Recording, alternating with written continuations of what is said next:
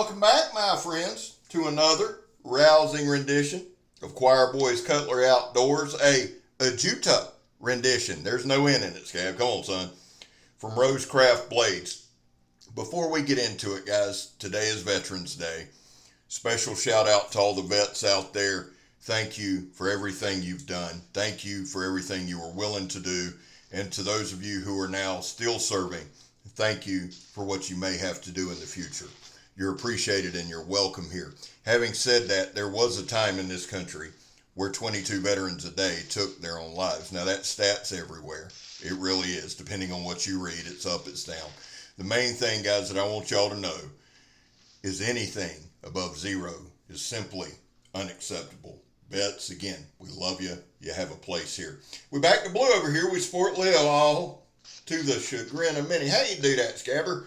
Well, we don't break the damn law. And when we do, because we accept responsibility. And finally, if you are an addict, never quit quitting. Now, this is the Adjuta from Rosecraftblades. It does have a deep carry pocket clip. Spit it out, Scabber. All right. Deep carry pocket clip there. Rides really, really, really well in pocket, man. Just a good feeling, good riding knife. Now, let me read a couple things here for you. It has a 3.2 inch RPM 9, that's the blade steel, K-clip blade, stone wash finish. It is a manual flipper. It runs on ceramic ball bearing pivot or on a ceramic ball bearing pivot. It has ambidextrous thumb studs. It is a frame lock. Brown burlap micarta front handle, orange anodized pivot collar, stainless steel back handle. It is right carry, removable tip up pocket clip, a hidden lanyard slot. The handle, or when it's closed, is 4.3 inches, 7.5 overall. The designer is Hawkins Rose, and Hawkins has just been on fire, son. Here we're doing the Donnie B all day. Throw it at the stump test, the Donnie B all day, drop it test, the scab slicing this wood up test. We're going to do a couple things. We're going to do our standard thing. Now, this is the very last, I know I keep saying it, but this time for really reals. This is the very last video that will be shot from what's left of the stump. I'll have a new one tomorrow, good Lord willing, and the creek don't rise. Here's kind of the balance point on the knife. This is something that I wanted to kind of start showing you guys, just showing you some different stuff here.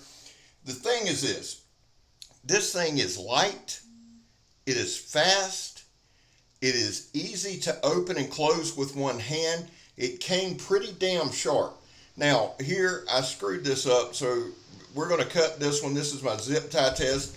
There we go. Now it makes a little more sense. Here's the thing, for those of you folks that are new, I try to do things. What we cut is a little more industrial type stuff, but my thought process, guys, is simply this. If I can cut this stuff, it should be an easy transition. If it'll cut this stuff, it'll cut anything.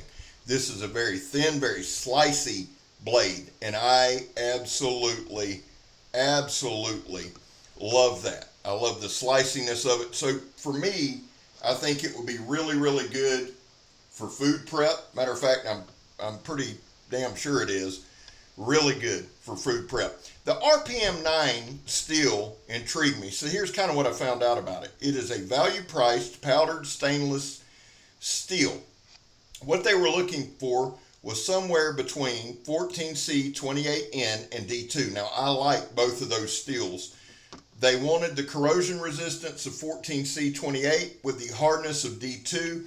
That not only holds an edge, but is also easy to sharpen. Two huge things with me. And then finally, they also wanted a steel that they could provide at an affordable price. And to be honest with you, to have a powdered stainless steel at an affordable price, this knife I believe is $79.99 if I'm not mistaken, which is pretty damn incredible, and it's worth every penny.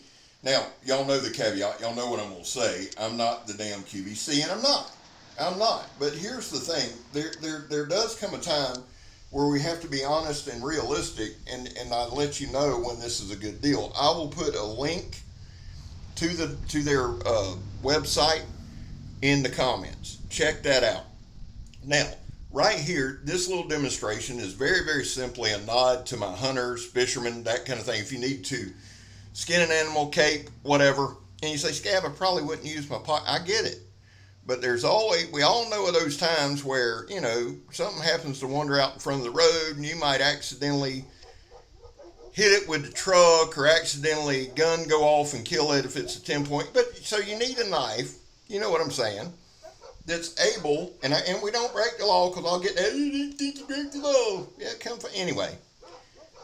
I do this so that if you're in a position to where you need to skin an animal, you can see that it does, because that's that 2-inch ratchet strap, son.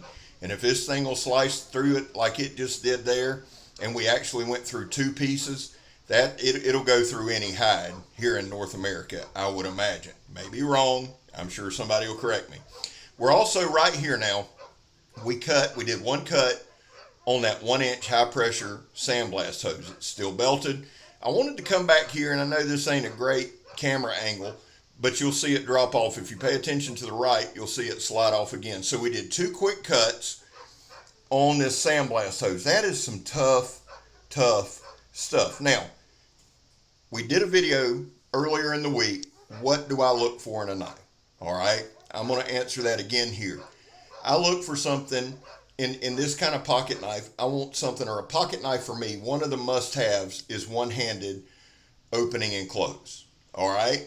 Not on not on my big, huge folders. That's not what I'm saying. But on these types of folders, these folders that I'm going to use day in and day out.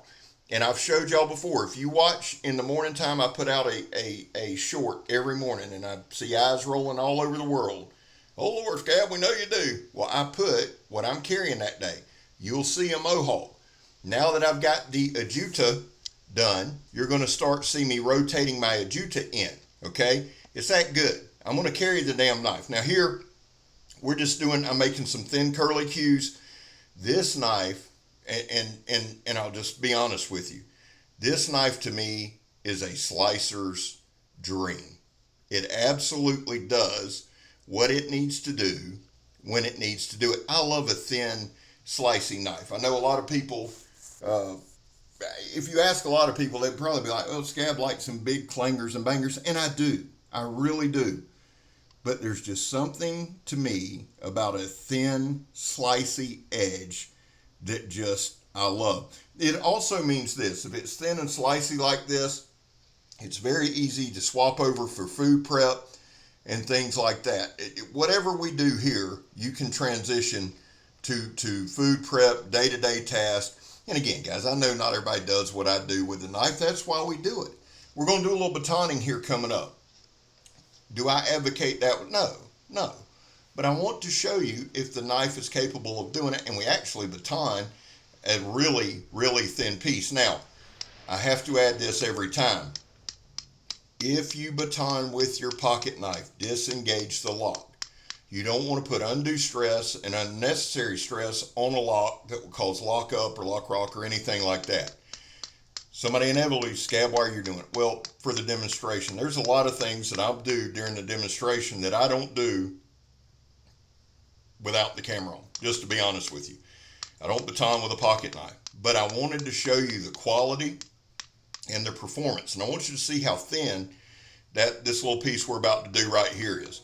The other thing is, guys, there's no hot spots in the handle. And I know that's a small piece, but still, tapping it consistently like that, I didn't really feel any shock or any reverb. And I think part of that is just having a solid slab of micarta, and you see how thin that is. I also like the fact on this knife that the thumb studs are black, right? I like that they're a different color. It sets it off. The color scheme on this knife, and I know we don't do a lot with fit and finish. We don't now. We probably never will. But when something like this that sticks out, there's certain things that I like. I like the color scheme. I like that brown burlap with that little orange offset. I love that the thumb studs are black. I love the thing that and I'm drawing a blank here, so y'all forgive me, but what the orange surrounds, it's black. So it sets it off, and then on the back you've got that stainless steel that I really, really like. I like that look that it's got. I think it's that satin look with that deep carry pocket clip. to me, that just kind of sets it off. It's very comfortable in hand. Matter of fact, I'm sitting here kind of messing with it as I'm talking to you guys. It does have a sharpening choil. It is a manual flipper. I've said that. So you got two different ways to open it. Now look right here. We just did some long, thin slices. If you need to make a fire, some quick stuff. And one of the reasons that I go back to the fire making, that's one of the essential things that you need. If you're going to be in the woods, if you're going to be out for a hike, if you're going to be kayaking, if you're going to do those different things, you need to be able at some point to make a fire. So this gets some thin curlicues and you see them flying there. Now, we're cutting up some denim. I always like showing that. It's just kind of fun to do. Cutting's fun. All right. Now, real quick, the last thing that we do is we go back to our paper. Guys, we try to wear down the edge. The few minutes that you see, and I say this a lot, the few minutes you see, that's edited down. Okay, we put a lot of time, a lot of effort into the knife. This knife did pretty damn good on the paper slicing. Now, I cut everything, I walk in, I cut the paper. I don't strop it, I don't do anything like that because I want you to get a realistic picture of what we have here, right? I want to give you the right look of what you got. Now, afterwards, hell yeah, I'm going to strop it because I'm going to carry it. But I don't. But my point is this. When we wear down the edge, just because it might not slice phone book paper, that don't mean it still can't cut. It's still a very good edge. We haven't changed the edge geometry. We haven't done any of that. It's still a very, very capable knife. And you can see right here, we'll get some decent little slices in there. All I have to do is a quick strop and I'm good. Well, guys, listen. Listen. This thing's $79.99. I'm going to put a link. Go check it out. If you decide you do want it, you can use Choir Boys, all lowercase, with a Z, and you get a discount. They were good enough to give me a discount code, and I'm very appreciative of that. But the thing that I need you all to remember is simply this. I'm Scab. You're not. I'm gone, son.